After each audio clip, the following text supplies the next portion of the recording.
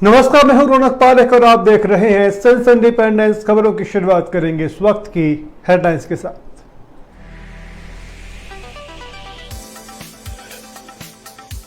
झालावाड़ में MD drugs की तस्करी का जाल, पुलिस के फूले हाथ पांव।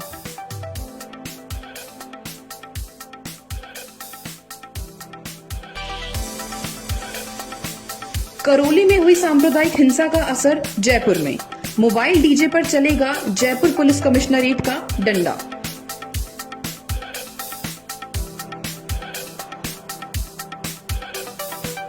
आयुक्त महेंद्र सोनी ने लिया दहलावास एसटीपी प्रोजेक्ट का जायजा।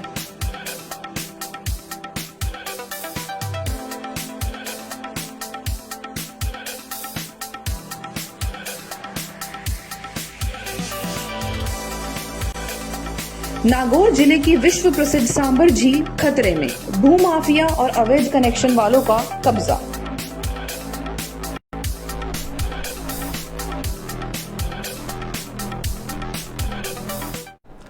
अब करेंगे खबरों की शुरुआत झालावाड़ से। Bureau report. झालावाड़ में एमडी ड्रग्स की तस्करी का जाल, पुलिस के फूले हाथ पांव। पुलिस को अंदेशा है कि रेव पार्टियों के बहाने इलाके में सक्रिय हो सकता है बड़ा ड्रग माफिया। पुलिस की गिरफ्त में जमीन पर बैठा ये शख्स कोई महात्मा नहीं है जो समाधि की तैयारी कर रहा है, बल्कि एक तस्कर है जो युवा पीढ़ी को नशे की खाई में धकेल रहा है। झालावाड़ पुलिस ने इस आदमी को 750 एमडी ड्रग्स के साथ गिरफ्तार किया है। हैरानी की बात यह है कि झालावाड़ जैसी छोटी जगह पर इतनी खतरनाक ड्रग्स आई कहां से। पुलिस को डर है कि कहीं झालावाड़ में भी रेव पार्टी कल्चर तो नहीं आ गया है, क्योंकि ये किसी एक आदमी का काम नहीं हो सकता। इसके पीछे कोई खतरनाक गिरोह का हाथ होने का पूरा संदेह है। पुलिस की जिला स्पेशल टीम को मुखबिर के जरिए सूचना मिली थी कि भवानी मंडी सर्किल से नशे की एक खेप गुजर रही है। पुलिस ने तुरंत एक्शन लिया और भवानी मंडी थाना अधिकारी मुकेश सिंह ने टीम का गठन कर नाकाबंदी कर दी। पुलिस की कार्रवाई में एक तस्कर साजिद हुसैन पकड़ा गया। पुलिस को तलाशी में 750 ग्राम एमडी ड्रग्स भी बरामद हुई, जिसकी इंटरनेशनल मार्केट में कीमत 17 लाख रुपए के आसपास बताई जा रही है। आखिर इस ड्रग्स के नाम से पुलिस के हाथ पांव क्यों फूल गए हैं? दरअसल ये नशा बहुत ही खतरनाक होता है। सामान्य से दिखने वाला ये पदार्थ इतना खतरनाक होता है कि इसका 1 से 2 बार सेवन करने पर ही ये अपने जद में ले लेता है और इसकी लत लग सकती है, और इसकी लत को छुड़ाना बेहद मुश्किल होता है। Bureau report, Jhalawar. बांसवाड़ा से धर्मेश की रिपोर्ट। राजस्थान में बदलेगा मौसम, आने वाले दिनों में गर्मी से मिलेगी राहत, लेकिन धूल भरी आंधी करेगी परेशान। मौसम विभाग ने प्रदेश के 19 जिलों में धूल भरी हवाएं चलने और मेघा गरजने की चेतावनी जारी की है। पिछले 30 दिनों से लगातार गर्मी के प्रकोप के बाद आज तेज हवाओं के साथ आसमान में बादल छाए रहे और मौसम ठंडा बना हुआ है। अब रुख करेंगे अगली खबर की और।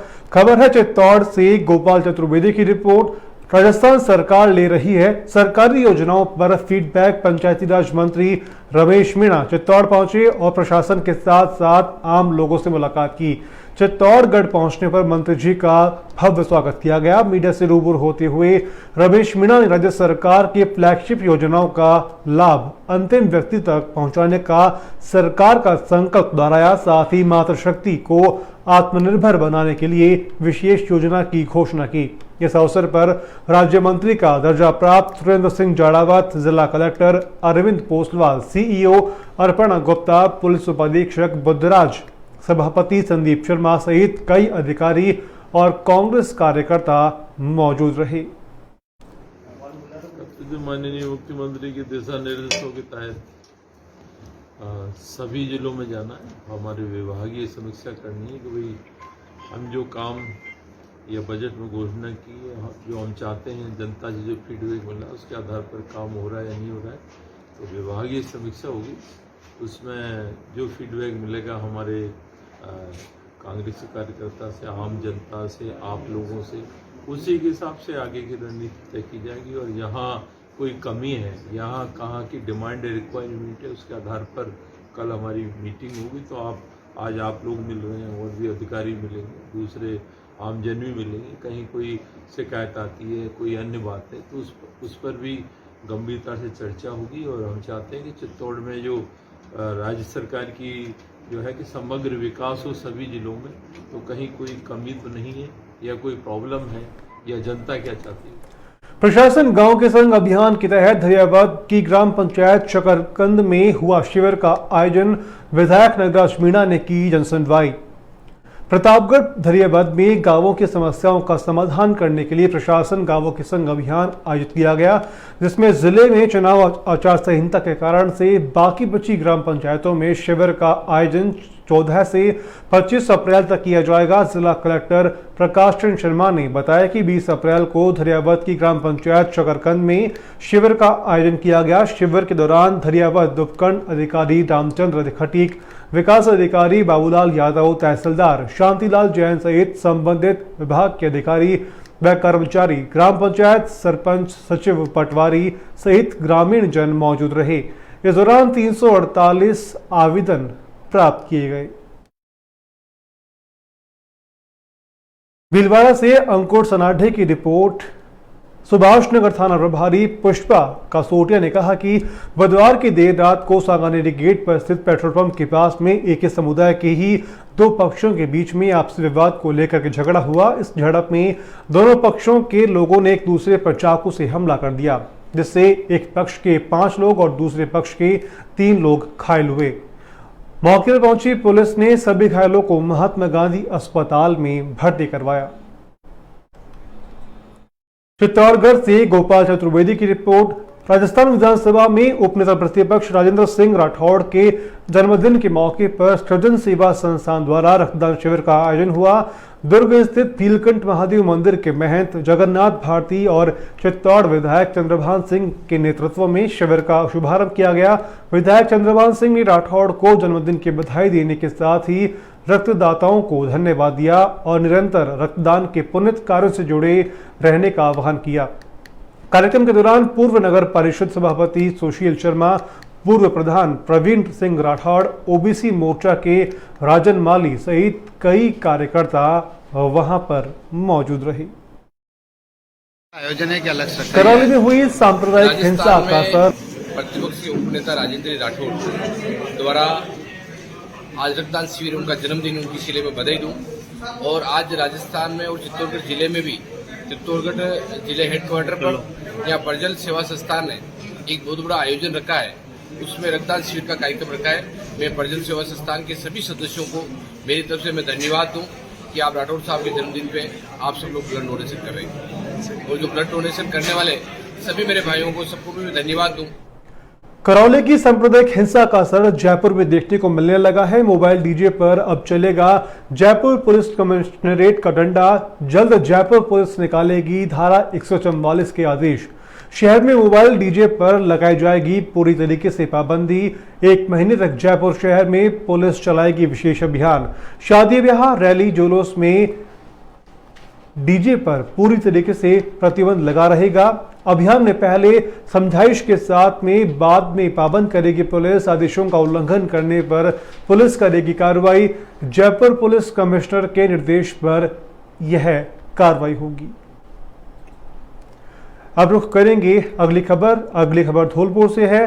दूल्हा निकला तो था बारात लेकर, सहरा भी सजा था, लेकिन फेरों के मंडप में पहुंचते पहुंचते उसके सर पर पट्टी बन गई। फेरों में दूल्हे की चाल बदल गई। चेहरे पर खुशी की जगह मायूसी आ गई। पंडित जी मंत्र जाप करते रहे, लेकिन पुलिस के साए में। दरअसल मामला धौलपुर जिले के कंचनपुर का है, जहां बीती रात शादी समारोह में डीजे पर डांस करने को लेकर वर और वधू पक्ष में झगड़ा हुआ। बताया जा रहा है कि दोनों तरफ से लोग शराब के नशे में थे। डांस को लेकर के झगड़ा इतना बढ़ा कि दोनों तरफ से जमकर लाठी डंडे चले। झगड़े में बाराती और घराती इतने उलझ गए कि दूल्हे को भी लपेट में ले लिया। दोनों तरफ हुई मारपीट में दूल्हा सहित आधा दर्जन लोग घायल हुए। सूचना मिली तो पुलिस पहुंची। घायलों को अस्पताल में भर्ती करवाया गया और शादी के समारोह को आगे बढ़ाया गया। घायलों में से 2 की हालत गंभीर है, जिन्हें जिला अस्पताल रेफर किया गया है। इस मारपीट में दूल्हा का दादा व चाचा सहित आधा दर्जन लोग घायल हुए हैं। पुलिस ने अपनी सुरक्षा व्यवस्था में इस शादी को करवाया।